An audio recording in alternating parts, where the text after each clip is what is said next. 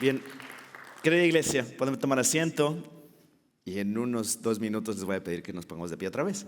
Pero solamente permítame presentar introducir brevemente el pasaje para nosotros en esta mañana. Si me disculpan, voy a correr un poquito con el texto. Tenemos bastante contenido que cubrir, porque el texto es muy rico. No es porque el texto sea grande, sino porque es muy rico. Así que hay muchas cosas prácticas y mucha palabra que aprender. Y es centrado el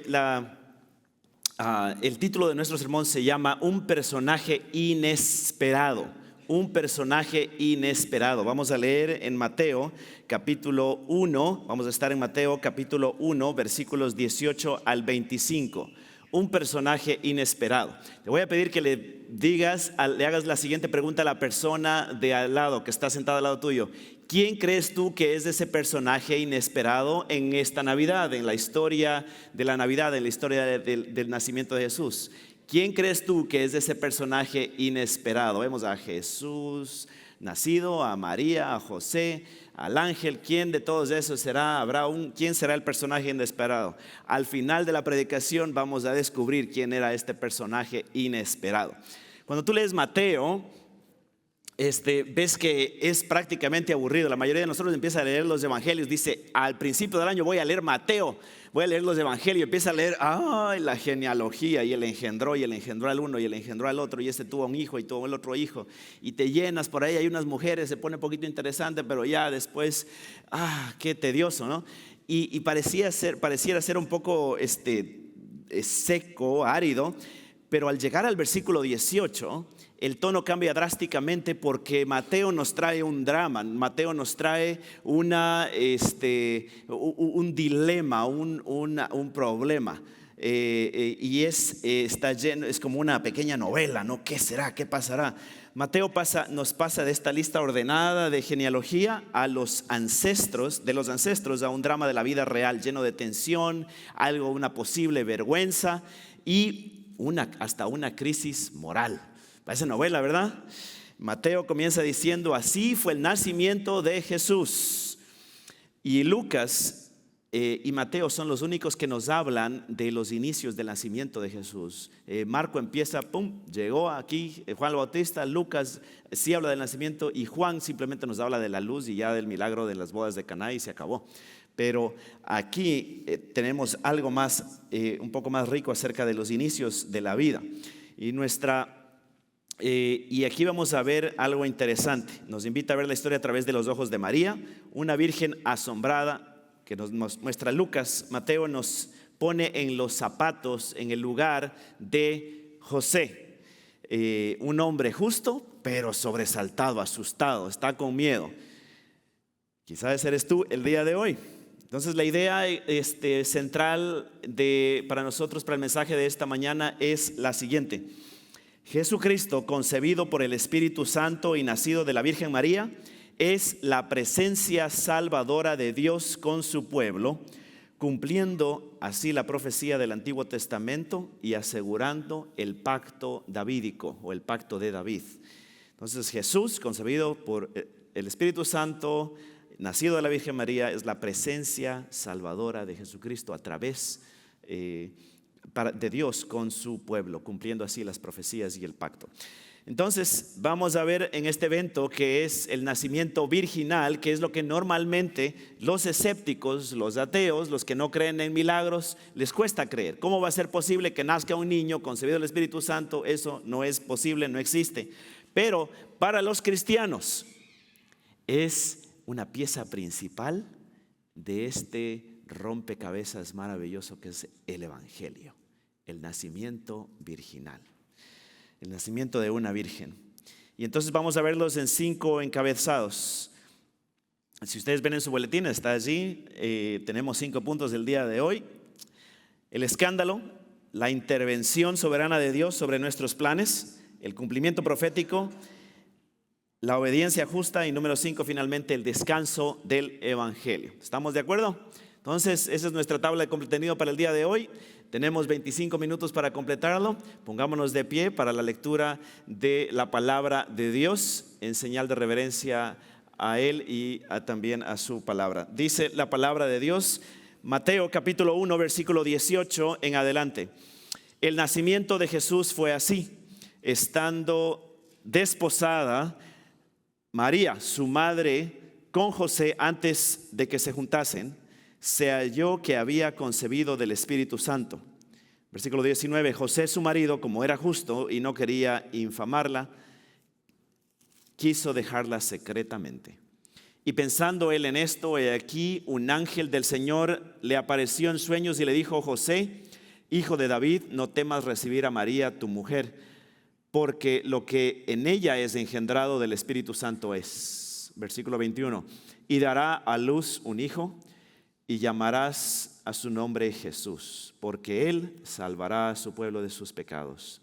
Todo esto aconteció para que se cumpliese lo dicho por el Señor por medio del profeta, cuando dijo: he aquí, una virgen concebirá y dará a luz un hijo y llamará su nombre Emmanuel, que traducido es Dios con nosotros.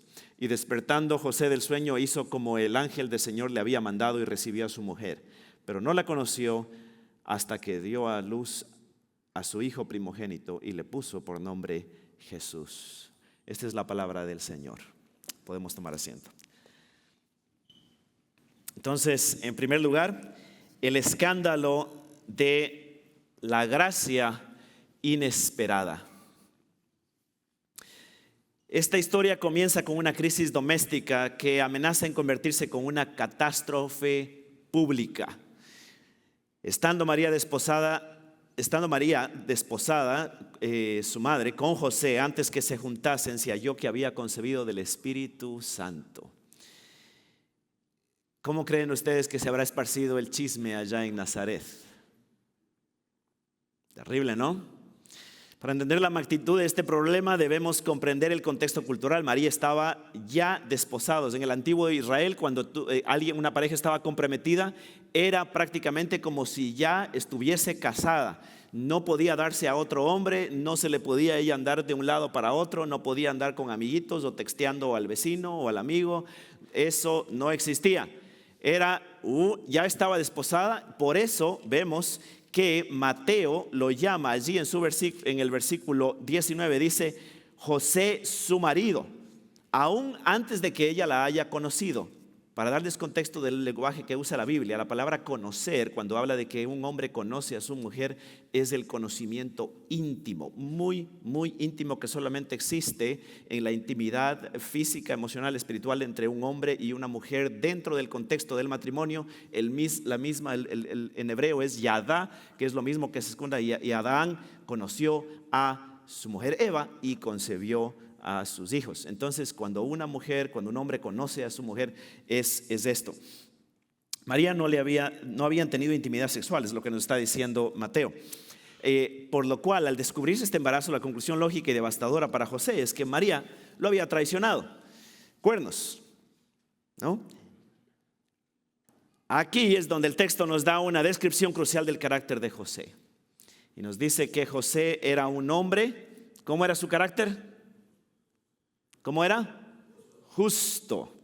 Era un hombre justo. Versículo 19. No quería infamarle. El dilema del hombre justo, que significa ser justo. Aquí en el contexto, el comentarista Artie Franz explica que justo quiere ser dikaios, significa básicamente ser obediente a la ley de Dios. En esa cultura, la ley de Moisés era clara. El adulterio, durante este tiempo de compromiso para casamiento, era una ofensa capital, era una ofensa que reclamaba la muerte de la mujer que había traicionado a su marido, requería la terminación del compromiso. Y había dos opciones: podías dejar o divorciar, romper este compromiso a través de manera secreta o de manera pública.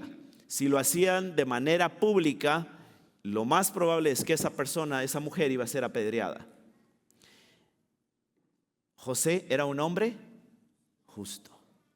Y entonces no es que él está faltando a la ley, sino que quiere cumplir la ley y dice: aquí tengo un plan. Señor, yo soy un hombre recto, soy un hombre justo. Voy a cumplir este plan de la mejor manera que yo sé. Y entonces voy a hacerlo secretamente. mente para proteger a esta mujer que pensé con la que me iba a casar, iba a tener mis hijos, iba a ser yo el carpintero aquí, íbamos a tener los niños, iba yo a enseñarles cómo se sostenía un martillo, el serrucho y todo eso. Este señor José se imaginaba su casa llena de hijitos y María, su mujer. Pero en este rato él está diciendo, esto se acabó, aquí quedó todo, aquí muere todo. Y con el dolor en su corazón dice, voy a dejarla secretamente. Su justicia, ¿se dan cuenta? Aquí ya vemos algo del corazón lindo de José, ¿verdad? No es una frialdad legalista. Aquí me dejaste en vergüenza y cómo se te ocurre hacerme esto, y mujer mala y esto y traicionera. ¿Qué es lo que hace José? Su frialdad no es legalista, sino que está matizada por la misericordia. There's always two ways to skin a cat, dicen, ¿no es cierto? Hay dos maneras de hacer las cosas. A veces, la gran mayoría de nosotros, cuando decimos que yo soy una persona correcta, a mí me gustan las cosas derechas. Sí, hay manera de hacer las cosas derechas, pero primero está la misericordia. Yo escuché decir a alguien una vez, a un mentor, me decía esto: es preferible, si vas a cometer un error, comete el error por el lado de la gracia y la misericordia, que por el lado del trato duro y la condenación. Y ahí está la primera lección teológica. Esto nos enseña algo más profundo acerca de cómo opera Dios, no solamente cómo deberemos operar los seres humanos, sino cómo Dios es. José tenía un plan sensato, moral, misericordioso. Era lo mejor que la sabiduría humana podía producir. Ley, pero con misericordia, dentro de esta tragedia moral. Pero Dios estaba a punto de interrumpir su plan con algo que parecía un escándalo. Dios tenía un plan aún mejor que la justicia y la ley y la moralidad y la misericordia de José. Y a veces tienes que pensar eso, que lo que ocurre no es culpa de José. José no hizo nada malo, ¿te das cuenta? Pero Dios aún así le cambia los planes buenos que él tenía. ¿A quién de nosotros Dios nos ha cambiado nuestros planes buenos, que buscaban honrarlo, que buscaban bendecir a la iglesia, a su pueblo, a Dios? Pero el Señor, aún cuando lo hacemos con la mejor de las intenciones, Dios cambia nuestros planes y nos descontrola todo, y viene un revolú, como dicen los puertorriqueños, y nos deja, pues, ¿qué es lo que ha pasado aquí? Hay una tormenta que llegó, un huracán. La voluntad de Dios, los planes de Dios que nos trastornan todo. Y entonces la pregunta para nosotros hoy es: muchos venimos hoy aquí con la necesidad de que Dios arregle nuestros problemas para que nuestra vida se vea quizá bien por fuera. Voy a arreglar esto de la mejor manera. Queremos quizá, no sé cómo te estás imaginando esta Navidad, una Navidad así bien de Pinterest, bien de Instagram, bien bonita, no vas a poner la foto con tu familia, con todo. Y de pronto la familia sonriente, la casa ordenada, la estabilidad emocional, pero tenemos miedo de que algo vaya a salir mal. Tenemos miedo de que algo suceda y de que se descubra quizá lo que está pasando en tu matrimonio, lo que está pasando en tu relación, lo que está pasando con tus hijos. Tienes miedo, quieres dar la apariencia entre los familiares, entre los amigos. ¿Y estás dispuesto a dejar que Jesús entre en tu vida? Si es que eso significa perder el control y cómo Dios va a interrumpir tus planes aparentemente buenos. O hazte esta pregunta: ¿es tu Dios realmente tu reputación y el orden, y Jesús es solamente un accesorio para mantener ese orden? Si Jesús desbaratara tus planes de esta Navidad con el objetivo de salvarte, ¿te ofenderías con Dios? Mira José, él era un hombre justo, tenía su vida ordenada bajo la ley, y Dios en su soberanía le desordenó su plan, que no era malo, era un plan bondadoso, era un plan bueno. Dios trajo un desorden santo a su vida. Y entonces aquí nuestros planes son interrumpidos muy a menudo por la soberanía de Dios. Y es nuestro segundo punto, la autoridad de Dios sobre los planes humanos. Mientras que José estaba pensando esto, probablemente con el corazón roto, con la mente agitada, no sabiendo qué hacer, sucede algo maravilloso. Versículo 20. Y pensando en esto, he aquí, un ángel del Señor le apareció en sueños y le dijo: José, hijo de David, no temas en recibir a María tu mujer, porque lo que de ella es engendrado del Espíritu Santo es. Nota que Dios envía un ángel para redireccionar el corazón y las acciones de José. Creo, hermano, Dios no te deja a misericordia de tus propios recursos, de tus propias estrategias, de tus propios pensamientos, de tus propios planes, por muy lógicas y buenas que sean. El mensaje del ángel tiene 3 componentes teológicos masivos y eso es impresionante. Mira, en primer lugar, le dice, ¿cómo le identifica? José, ¿qué cosa? Tú tienes un apellido, tú vienes de un lugar. José, ¿qué? Hijo de David. Esto no es un simple saludo. José, Josecito. ¿Cómo le dicen a los José? Pepe, ¿no? Pepe, ¿cómo estás, brother? ¿Cómo te va? Levántate ahí, mira. José, hijo de David. Tú tienes un nombre y un apellido. Tú vienes de una familia, de un linaje de reyes. ¿Te has olvidado, hijo, de quién eres? Tú, para los tiempos de David, todas estas líneas, todos estos linajes, todas estas cosas se habían roto. Ya la gente había perdido la noción de qué tribu eran, de dónde estaban, dónde pertenecían. Se habían olvidado que tenían un Dios poderoso que velaba por ellos. Los problemas, los romanos, los babilonios, el exilio, las circunstancias habían aplazado tanto la identidad de el pueblo de Israel, que ya hasta se habían olvidado de qué apellido, de qué tribu eran, de cómo eran y qué es lo que Dios había prometido cumplir. Se habían olvidado de las promesas de Dios. Y entonces el ángel, simplemente, ¿te das cuenta de lo que está haciendo el ángel? El ángel le trae la palabra, no solamente el mensaje de que esto es del Espíritu Santo, sino que le trae algo más, le trae la palabra de Dios. Acuérdate que esto es lo que dijo el profeta. Aquí hay una profecía, escrito está. José, hijo de David, tú eres del linaje, de la dinastía más maravillosa que ha tenido Israel cuando el reino estaba unido, no que reino de un lado, reino del otro, no, eran todo un solo pueblo y todos estaban ahí listos para avanzar en la Canaán, era el reino de Dios y estaban allí. José, hijo de David. ¿Cómo celebra? Ahora entra una interrogante interesante para los que pensamos y damos vuelta en estas cosas. ¿Cómo es que es hijo de David o es hijo de Dios? ¿Qué es, pastor? No sé si te has hecho esta pregunta. Y si es hijo de David, pues es hijo de hombre. Pero ¿y no que es hijo de Dios? ¿Cómo es que un hombre, si no engendró, si es del Espíritu Santo?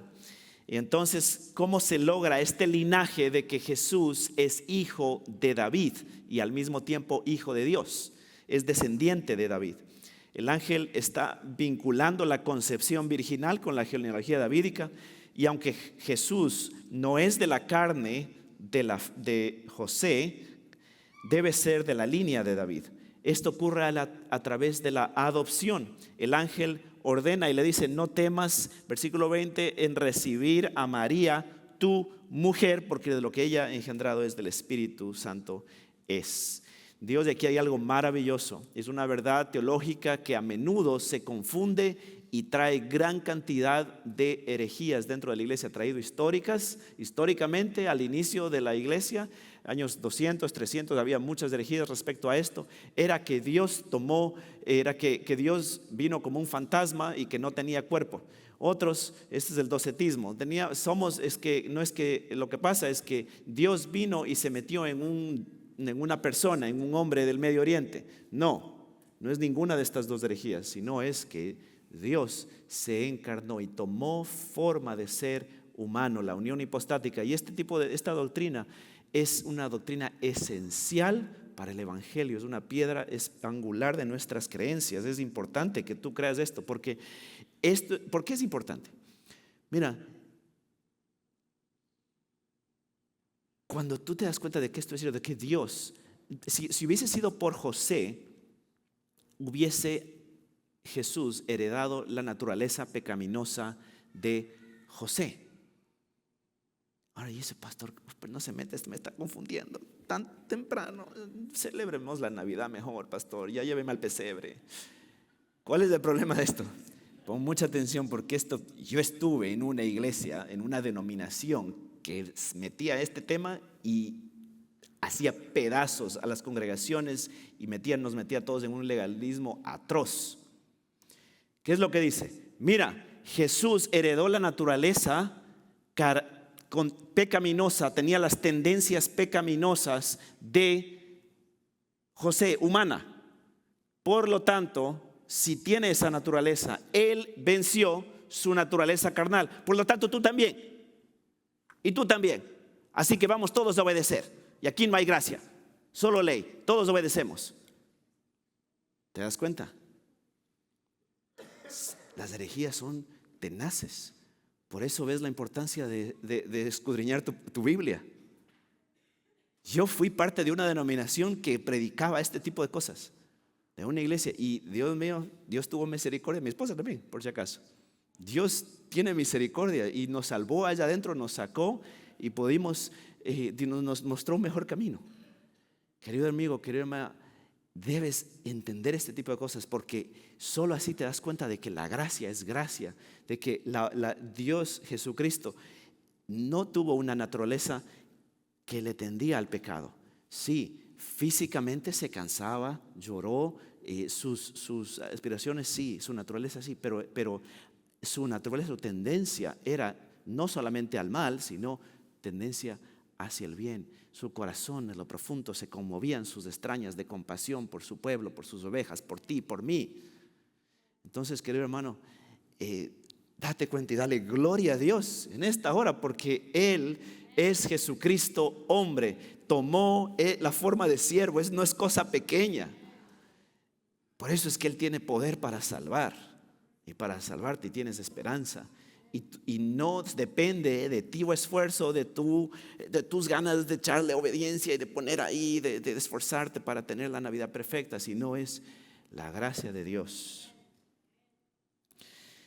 Ahora, y eso es algo maravilloso que lo conocemos como, los teólogos lo conocen como el monergismo. ¿Qué quiere decir monergismo? Mono quiere decir, ¿qué cosa? No monkey, sino mono quiere decir uno. En latín, mono quiere decir uno. Monergismo, de energía. ¿Cómo ocurre la salvación? Es la energía ¿de quién? De uno. No es un sin, cuando dice estamos en sintonía, estoy en sintonía con mi hermano aquí, ¿no? Quiere decir que estamos en la misma página, somos dos que estamos en la misma. Sinergismo quiere decir que dos nos esforzamos. Señor, vamos, que sí puedo. ¿Me ayudas? Sí, aquí voy, vamos. Los dos sinergistas, los dos estamos. Eso está mal, eso no es bíblico. Y aquí te das cuenta. ¿Por qué estoy hablando del sinergismo? Porque lo que de ella es engendrado del Espíritu Santo es. Tanto Mateo como Lucas afirman categóricamente que el Espíritu y no José es quien planta la vida en el vientre de María. Esto es vital. La salvación es monergista, es decir, de uno, la energía, el poder de uno, de Dios. Y tú dices, ay, pero yo quería ayudar un poquito porque soy bueno. Resulta que no somos buenos. ¿No has escuchado las malas noticias de que eres pecador?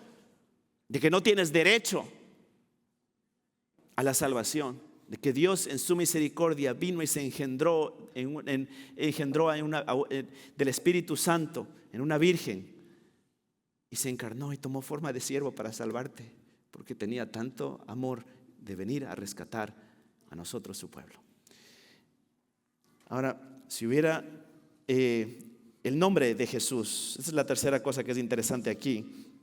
La teología del nombre de Jesús, llamarás a su nombre Jesús. El nombre de Yeshua quiere decir Yahvé, Jehová salva a su pueblo de sus pecados. En ese tiempo el pueblo de Dios, Israel, estaba tan desesperado, tan triste, tan sin esperanza, porque los romanos los tenían aplastados, y no eran los romanos, eran los griegos, y no eran los griegos, eran los medos, y no eran los medos, eran los persas, y no eran los persas, eran los babilonios. Y si no eran los babilonios, los asirios, y esto y el otro. No tenían descanso. Y entonces Él salvará a su pueblo de sus pecados. Él nos salvará ahora vamos a tener un presidente que es como nosotros, ¿verdad? Vamos a tener un alcalde que es como nosotros, de nuestro partido, de nuestro lugar. Él salvará a su pueblo de sus pecados. Necesitamos ser salvados de nuestros pecados, no de nuestra situación política, no de nuestra situación de estatus legal, no de nuestra.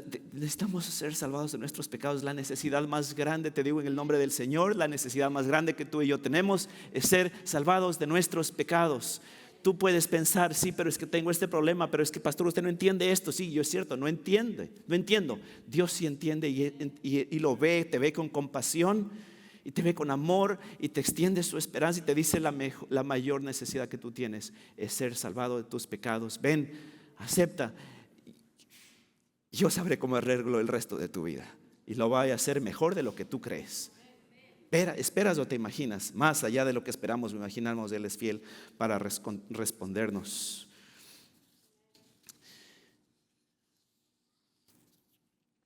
Número 3, el cumplimiento profético de Dios. Dios cumple sus promesas, versículo 22 y 23. Todo esto aconteció para que se cumpliese lo dicho por el Señor por medio del profeta, cuando dijo: he aquí, una virgen concebirá y dará a luz un hijo y llamará su nombre Emmanuel. Saben, este versículo 21 es espectacular porque yo no sabía y no soy muy inteligente que me sé estos idiomas bíblicos al revés y al derecho, pero sé dónde buscar expertos que me ayuden a entender esto. Y algo fascinante que en mi estudio que encontré es que estas palabras que ustedes ven aquí, donde dice llamarás a su nombre Jesús y llamarás a su nombre Emmanuel y llamarás, se ve una sola vez más en la Biblia, cuando en la Biblia, la traducción del hebreo, del Pentateuco al griego, que se llama la Septuaginta, que era la traducción propia de los hebreos en ese tiempo, usa la misma frase: y llamarás su nombre, y llamarás su nombre. Y es exactamente aquí. ¿Saben dónde ocurre otra vez? En el libro de Génesis capítulo 17, versículo 19, cuando Dios viene a hablarle a Abraham y le dice: Abraham, yo te voy a dar un hijo, es hijo de la promesa, estás viejito, tienes 99 años. Ay, pero ¿de dónde va a salir? Y llamarás su nombre Isaac, el hijo de la promesa, el hijo de que Dios es capaz de llamar de entre los muertos, llamar lo que no es como si fuese, lo que está muerto como si estuviese vivo, lo que de ese cuerpo ya infértil de la mujer de Sara y de Abraham, les voy a dar un hijo de la promesa, y este es el cumplimiento maravilloso: y llamarás a su nombre Jesús, porque Él salvará su pueblo de sus pecados. Y aquí concebirá, dará a luz un hijo y llamará su nombre Emmanuel. Para entender la potencia de este versículo, mira el contexto. Esto el contexto aquí es Isaías 7:14, es una cita literal de Isaías 7:14. Para que no te distraigas mucho, anota el versículo y léelo en tu casa. Lee qué es lo que está pasando ahí en Isaías 7:14. Fascinante. El rey Acaz, descendiente de David, está allí y está luchando, tiene miedo porque vienen el rey Peca de Israel y Resín de Aram, marchaban en contra de Jerusalén. Y el corazón de Acaz tiembla de miedo. Dios envía a Isaías para decirle a Acaz que no temiera y le ofreció una señal de liberación. Dios le ofrece, el profeta Isaías le ofrece una señal de liberación a Acaz. No tengas miedo, aquí está, aquí hay una prueba de que vas a ser libertado. Pero Acaz tiene miedo y en vez de aferrarse a esta señal que Dios le está ofreciendo, dice: pues yo me voy con mi propio plan. Yo me voy a asegurar. Mi papá usaba cuando yo me acuerdo, era niño, tenía unos 7 años, y nunca me voy a olvidar esta ilustración de un señor que estaba cruzando un río torrentoso y que jugaba con el diablo y con Dios, ¿no? Y ahí estaba, y decía, un remo iba a un lado, ¿no? Dios bueno, diablo hermoso. Dios bueno, diablo hermoso. Quería jugar de un lado para otro. No, estoy bien con Dios, pero también por acá con el pecado, ¿no? Y hermoso el diablo. Entonces, Acaz está así: sí, profeta Isaías, todo bien, no, yo no quiero tentar a Dios. No, dice, no tentarás a Dios, no pidas señal, no. Te está ofreciendo Dios una señal, acéptala a través del profeta. Y él no la hace, pero es una estrategia porque él quería simplemente aferrarse con el poder, el rey asirio para salvarse, para poder con su propia fuerza derrotar a estos reyes. Y entonces esta promesa, y le dice, Dios con nosotros, Emmanuel, darás a luz, y le ofrece esta señal de la Virgen, le ofrece esta señal de la Virgen al profeta Acaz. Y ahora Dios cumple esa promesa con José y le dice, Dios con nosotros. Si tú estás enfrentándote al problema más grande que jamás te has enfrentado, a ese que pareciera que no tiene salida, que es totalmente inesperado, que cómo Dios va a solucionar esto, cómo voy a poder, esto es terrible. Tú necesitas encontrarte con el Dios que es Emmanuel, Dios con nosotros. Eso es lo que necesita un rey para enfrentarse a un poco de reyes que vienen a marchar contra él en guerra, a acabarlo. Para un rey rebelde, pero mira, ¿qué significa Dios con nosotros? Para un rey rebelde significa una cosa, para un rey fiel, para un hombre, un carpintero como José, significa la mayor seguridad que puede tener un ser humano. Pero ¿qué significa para el rey? Para este rey rebelde significa juicio, significa aquí te cae el juez, porque estás rechazando a Dios con nosotros. Entonces tú debes hacerte la pregunta, ¿quién es Dios para mí? ¿Es este juez Dios que viene a caerme encima, que viene a castigarme y que viene a arruinarme la diversión? Y yo pensaba irme de pachanga este fin de año con mis amigotes y no sé qué, y abandonar el hogar y dejar acá de lado y todo lo demás. ¿O quieres recibir al Señor este año, en esta Navidad, decirle, Señor, te recibo, eres Dios conmigo?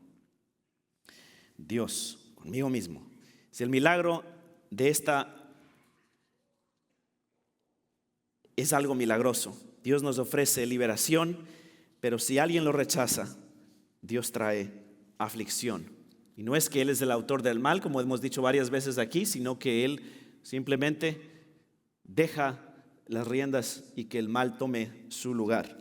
Entonces la presencia de Jesús, Emmanuel, Dios es Emmanuel, quiere decir traducido con nosotros. Si ves varios nombres bíblicos terminan en EL, ¿si has visto? Como Daniel, Dios es mi juez, hay Ezequiel, Emmanuel, varios nombres de él, Elohim, El Shaddai, esos nombres, Emmanuel quiere decir Dios con nosotros, Él es Dios, Jehová.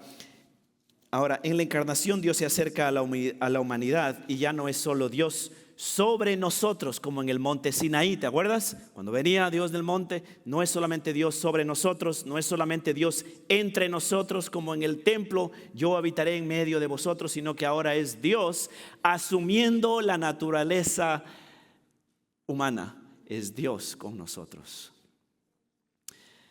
Ese título Emmanuel nos dice, está en Mateo, es maravilloso, mira este sanduchito que nos da Mateo.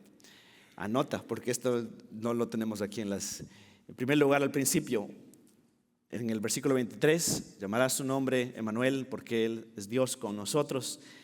En medio, Mateo 18:20, cuando es en el contexto de la disciplina eclesiástica, de la unidad de la iglesia. Cuando escuchas chisme, escuchas un hermano le atacó al otro, un hermano le dijo eso, un hermano le dijo lo otro, la hermanita tal, el no sé qué, parece novela.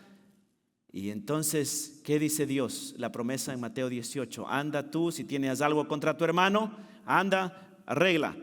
Si tu hermano no te escucha, ve con otro, 2 o 3 testigos. Si te va con otro, trae a la congregación, a los ancianos, a la gente, arregla. Porque yo, cuando están 1 o 2 reunidos, yo estoy en medio de vosotros. Ese es el contexto del yo estoy en medio de vosotros. No es que hagamos nuestro culto aquí en casa, no. Se trata de yo estoy en medio de vosotros, en la unidad de la iglesia. Entonces cuando tú escuchas estas cosas, confía en el Señor que Emmanuel, Dios está con nosotros, en medio de nosotros. Entonces, ¿Dios está contigo con el juicio o para salvación? Entonces, mi hermano, Quiero decirte en el nombre del Señor que tú no estás solo en tu dolor, que tú no estás, Dios se ha acercado a tu humanidad, a tu fragilidad, a tus problemas, a tus dificultades. Recuerda, si te sientes juzgado, si sientes que has hecho mal, que no tienes derecho a venir, que no tienes derecho a estar aquí, recuerda que la opinión definitiva sobre tu vida la tiene aquel que está contigo. Miren, ¿quién de nosotros ha llegado a una reunión familiar donde tú no quieres ir? O te invitaron a una fiesta de amigos, de familiares, a una fiesta navideña donde tú no quieres ir. Porque te van a hacer la pregunta, ¿y el novio para cuándo? ¿Y la novia para cuándo? ¿Y cuándo te casas? Yo me casé a los 33 años. Cuando llegué con Amy a la cena navideña, pues ya, por fin ya, ¿no? Pero esa pregunta es incómoda. Y cuénteme qué pasó con no sé quién y nada, y las preguntas incómodas, y te da vergüenza, tienes miedo, no sabes, no quieres ni ir. En el nombre del Señor y por este texto, Dios está con nosotros. No Dios el juez, sino el Dios que nos salva de nuestros pecados, cubre nuestro pecado, nuestra vergüenza, nuestra imperfección, nuestra fragilidad, nuestra soltería a los 33 años. No pasa nada. Dios tiene la persona que Él quiere para nosotros. Dios tiene las soluciones aún y mejores que las que nosotros nos imaginamos o pensamos. No tengas miedo. Dios está contigo si es que tú le has recibido por medio de la fe. Y aquí vamos a ver cómo se ve esa fe práctica. Volvemos a José. José obedece, despertando a José del sueño. Mira qué maravilla. Él está asustado, está temblando, está con miedo. Llega la convicción de parte de Dios. Despierta de su sueño, se levanta. Y él no dice, ay, mira, me llegó el ángel, me citó la palabra de Dios, que concebirá a la Virgen. Qué interesante. Voy a orar, a ver qué me toca hacer. Voy a consultar con mi pana, con mi amigo, con mi compadre, a ver qué me dice. La vecina, ella es buena para estas cosas. No está esperando, toma acción. Mira lo que dice esta cita maravillosa del pastor Tim Keller. Dice, la fe comienza por la comprensión. Considerando estas cosas, él se fue a dormir. Versículo 21, pensando en esto, versículo 20, perdón. La fe comienza con la comprensión, conduce a la convicción y se completa con el compromiso. Está convencido, pues se levanta en la mañana, pues ¿dónde está mi María? ¿Dónde está? No tuvo miedo en recibirla por mujer y le puso por nombre a su hijo tal cual el ángel le dijo. La fe, la verdadera fe te lleva a la convicción, te lleva a pensar y te dice, sí, las riquezas de Egipto no tienen comparación con las riquezas del reino de los cielos, dice Hebreos. Y por eso Moisés ahí dejó el ser faraón de Egipto y se fue a liderar a un pueblo rebelde y horrible que le hizo la vida imposible, pero ahí estaba Moisés. Y ahí se desesperaba Moisés, ¿no? Que alguna vez hasta azotó la roca. Pero, queridos hermanos, entonces ponte en las manos del Señor y obedece. Así se completa, así se obedece, así se demuestra tu fe, tu verdaderamente en Dios. Le dejas los resultados al Señor. Recibió a su mujer, mantuvo la pureza del milagro porque no la conoció, se dice aquí claramente, siguió siendo justo, siguió siendo él un hombre puro, un hombre honesto, y nombró al niño y le puso por nombre Jesús. Ahora, siempre vas a tener la presión de quedar bien, de salvar tu pellejo, de salvar tu nombre. Esto fue una vergüenza para José. Esto fue una vergüenza quizá para su familia. Esto fue triste. Pero él no tuvo miedo, porque sabía a quién servía. Quizá este año tú has tenido la tentación de aceptar dinero por debajo.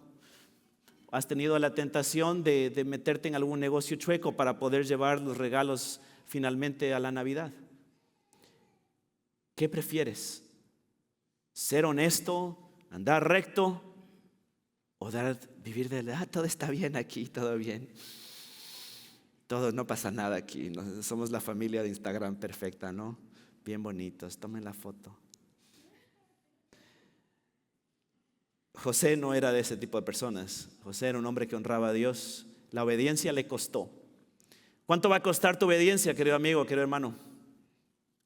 Que Dios te guarde, que Dios te dé el valor para obedecerle. El silencio tiene un costo.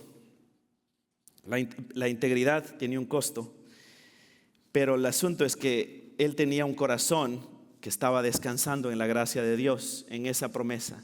Si me están diciendo que Emmanuel viene, que este es Dios con nosotros, tengo todo, el mejor regalo de la Navidad. Mira, hermano, y te quiero dar, hay ocasiones en las que se puede, hay ocasiones con las que no se puede. Cuéntale a tu familia, mijito, este año solamente vamos a poder hacer esto.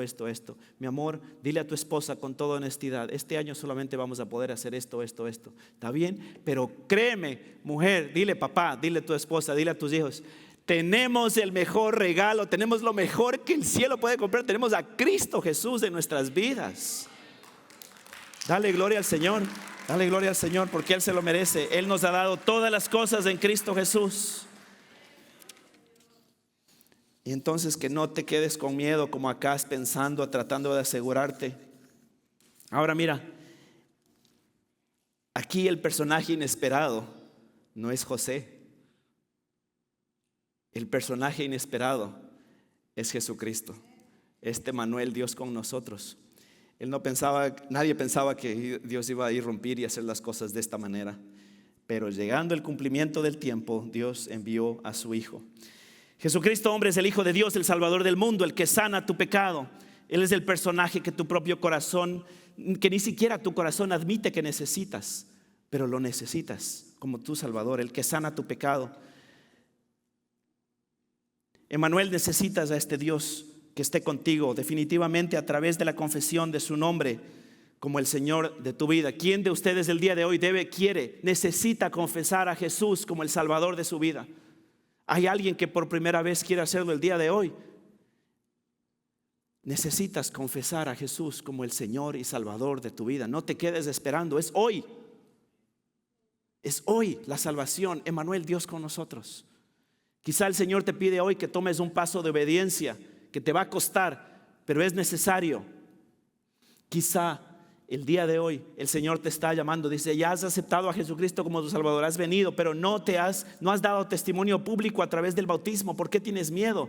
Estás pensando, quiero cumplirle a Dios. No se trata de eso. Dios ya lo cumplió en Cristo Jesús en la cruz del Calvario. Por eso vino, porque sabía que tú no ibas a poder. Por eso te falta entregarte en las aguas del bautismo y decir, Señor, doy testimonio bíblico que ya eres mío, que soy tuyo y que tú eres mi Salvador. O quizá la membresía, necesitas comprometerte a través de la membresía. O sirviendo en alguna cosa y estás sentado cada día, pero hay lugares donde puedes servir, aquí en la iglesia, afuera. Estás esperando que alguien te diga, vayan a predicar el evangelio, pero no puedes tocarle la puerta, hablarle a tu vecino, a tus primos, a tus tíos, a tus familiares. Qué maravilloso que es, en cambio, esa obediencia que viene a través de saberte que Dios es tuyo, que Dios está allí, que Dios es con nosotros. La obediencia radical de José fue el fruto, no la raíz de la gracia de Dios. José descubrió que no necesitaba defender su honor divorciando a María, porque Dios estaba con él. No necesitaba tener miedo al futuro, porque el Salvador había llegado.